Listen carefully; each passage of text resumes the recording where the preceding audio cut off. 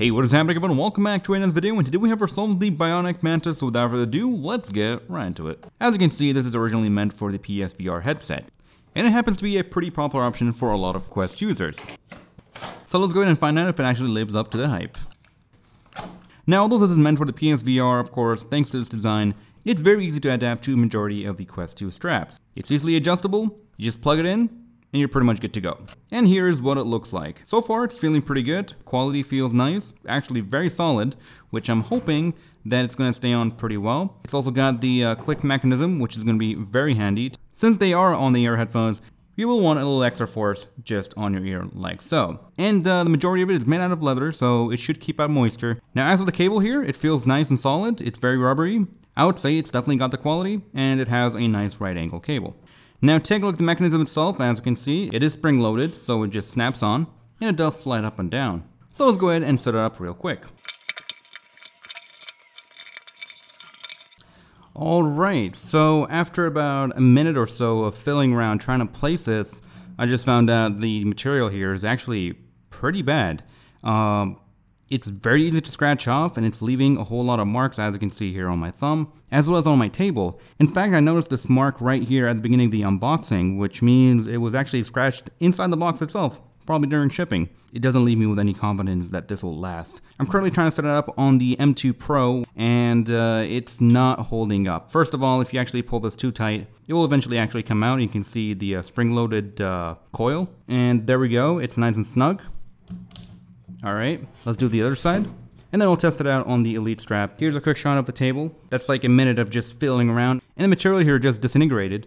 Either way, I'm going to go ahead and test it out, see how it goes, and we'll be back in just a bit.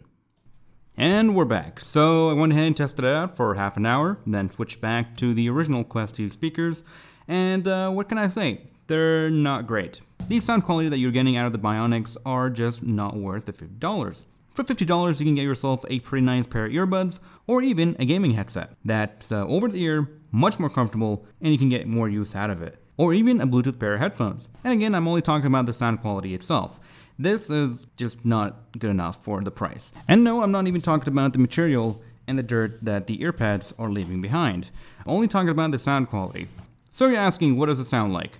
Well, first of all, when it comes to volume, it can get pretty loud. However, too much and it would become too loud. So what I do is go ahead and max it out and then dial it down by 2 points. And that, in my opinion, is the optimal volume level. Otherwise, anything higher and you'll lose on a whole lot of quality, and the trebles are going to start hurting a whole lot. When it comes to bass, it's almost non-existent. It's very weak. When it comes to mids, it's just alright, and the highs are just too high. If I had to choose, I would definitely go for the built-in pair of speakers. They're just good enough. And yeah, the volume might not be as loud, and other people can hear you, and there's going to be a lot of sound pollution in the area, whether it's environmental sound that is getting into your experience, or your experience affecting other people in your room. And the last thing to talk about would have to be the cable. Again, this is not meant for the Quest 2, this is meant for the PSVR, and it's probably tailored for that in terms of the audio quality as well. The cable here can get messy, it can ruin the look of your headset.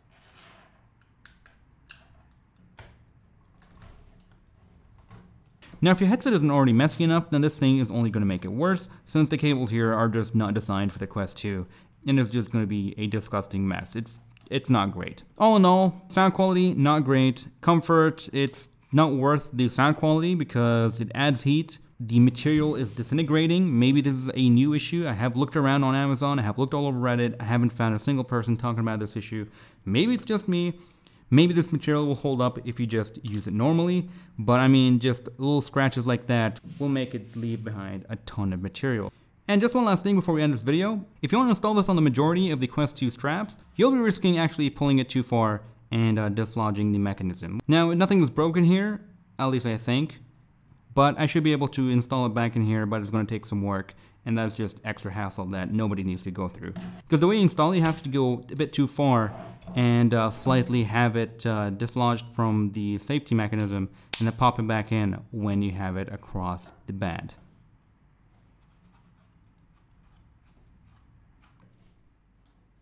Yeah, that's pretty horrible. I don't know if I got a dud or a lemon or a new material they're using for the current, I don't know, batch of these. But that's alright, that's what the review is for. Should you get the Bionik Mantis for the Quest 2? That would be a definite no.